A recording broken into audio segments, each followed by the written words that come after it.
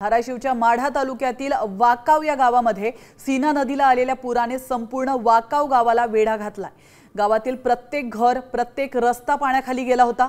रस्त्यात चिखल असताना देखील अशाच बिकट परिस्थितीत एका गरोदर महिलेचे प्राण गावकऱ्यांनी वाचवलेत। आपण पाहू शकतो, ग्रामसंस्थांच्या जिद्दीमुळे अश्विनी खैरे नावाची 9 महिन्यांची गरोदर महिला सुखरूपपणे दवाखान्यात पोहोचली आहे आणि तिला गोंडस असं बाळ देखील झालंय।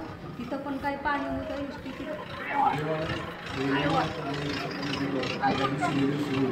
संकट किती भयानक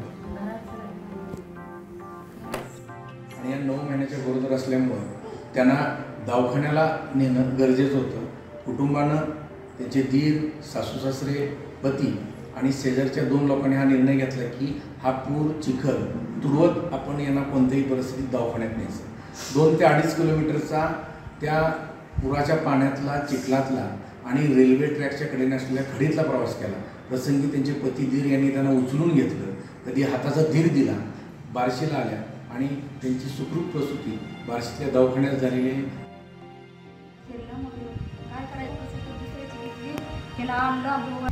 आता isakal.com आहे देशातील नंबर 1 ची मराठी न्यूज वेबसाईट।